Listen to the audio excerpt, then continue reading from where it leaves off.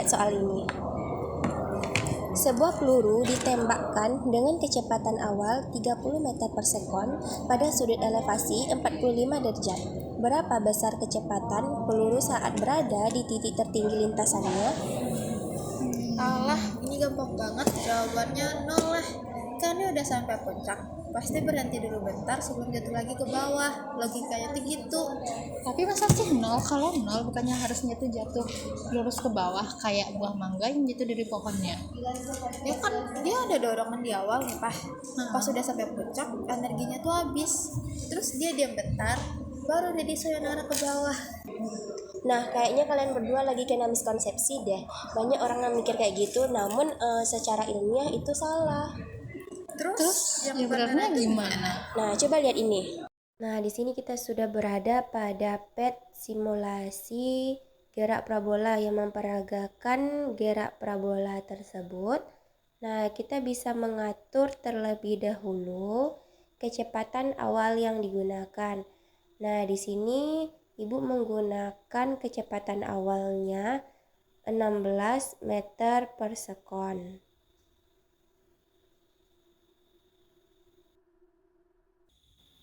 Lalu setelah itu kita mengatur sudut elevasinya. Nah, di sini bisa divariasikan. Ibu menggunakan 60 derajat.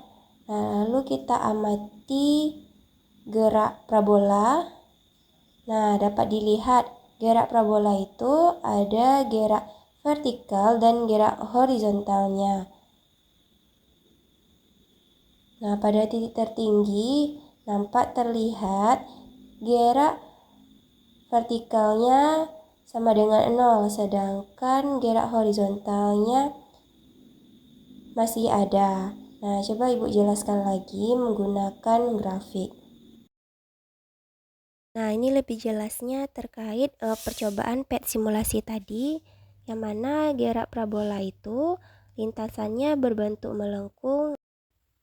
Perlu dipahami bahwa gerak parabola itu gabungan antara gerak benda secara horizontal atau mendatar dan vertikal ke atas atau ke bawah.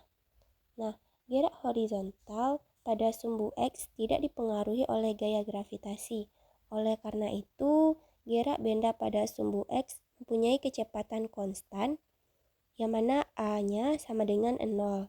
Adapun gerak vertikal pada sumbu Y, di mana dipengaruhi oleh gaya gravitasi, contohnya seperti melemparkan bola ke atas, maka bola jatuh ke bawah karena ditarik oleh gravitasi. Sekarang coba kita perhatikan lintasan gerak parabola ini, di mana sebuah peluru dilemparkan dengan sudut alfa dan kecepatan awal V0. Nah, lalu kita perhatikan pada posisi A, B, C, dan D. Lalu berapa kecepatan pada titik lintasan tertinggi? Kecepatan pada posisi V0 merupakan gabungan dari V0Y ditambah V0X. Sedangkan pada posisi A, kecepatan pada posisi A itu merupakan gabungan dari Vy dan Vx. Namun pada posisi B nampak terlihat bahwa di situ hanya tinggal Vx-nya saja. Vy-nya sama dengan 0. Berapa kecepatan pada titik tertinggi lintasan tersebut?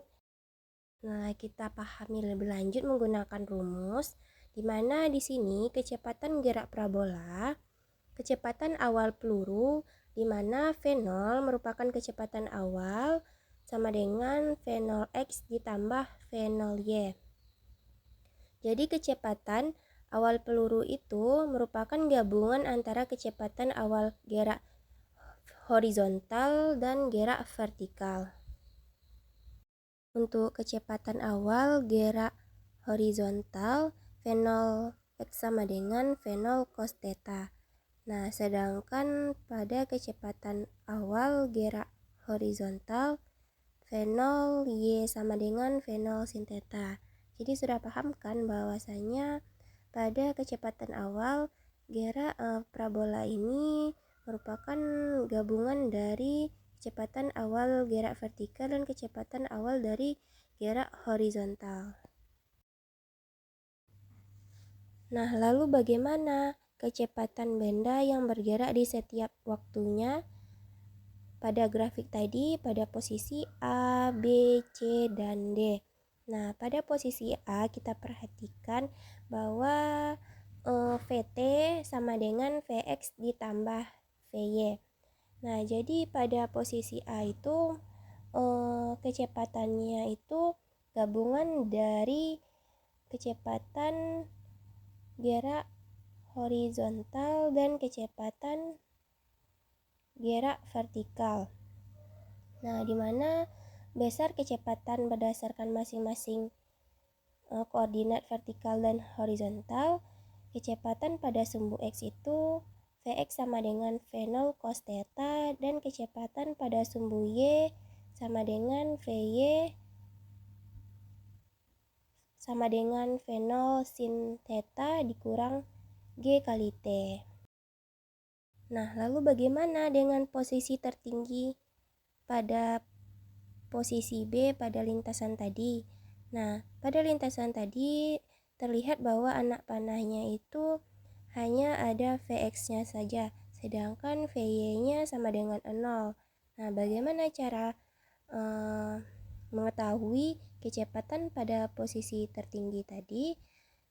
Bahwa kita ketahui kecepatan benda bergerak pada setiap waktu itu Vt sama dengan Vx ditambah Vy. Untuk posisi tertinggi tadi Vx-nya sama dengan V0 cos theta, sedangkan Vy-nya sama dengan V0. Jadi kecepatan pada lintasan titik tertinggi itu tidak sama dengan 0, melainkan masih ada kecepatan gerak horizontal yang bekerja, di mana gerak horizontal yang bekerja itu Vx sama dengan V0 cos alfa. Ini kita gunakan contoh soal ya, di mana soalnya itu sebuah peluru ditembakkan dengan kecepatan awal 30 meter per sekon pada sudut 45 derajat. Berapa kecepatan di titik tertinggi lintasan? Nah, diketahui pada soal yaitu V0-nya 30 meter per sekon dan theta atau sudut elevasinya sama dengan 45 derajat. Nah, bahwa kita ketahui rumus kecepatan benda bergerak di setiap waktunya itu dirumuskan dengan Vt sama dengan Vx ditambah Vy. Untuk Vx-nya itu V0 cos theta dan Vy-nya pada titik tertinggi sama dengan 0. Jadi kita masukkan V0-nya 30, cos theta 45. Nah, jadi dapat diketahui hasilnya. Nah, kan sudah terbukti bahwasanya kecepatan pada lintasan titik tertinggi itu tidak sama dengan 0, melainkan masih ada kecepatan dari gerak horizontalnya yang bekerja. Gue baru nyadar ternyata miskonsepsi gue tuh gara-gara gue nggak misahin komponen yang horizontal sama vertikalnya. Santai yuk, emang gunanya simulasi dan diskusi kayak gini biar kita nggak salah paham lagi sama konsep fisika. Oke, jadi kesimpulannya di titik tertinggi gerak parabola itu kecepatan totalnya tuh bukan sama dengan 0, tapi nilainya sama dengan kecepatan horizontalnya.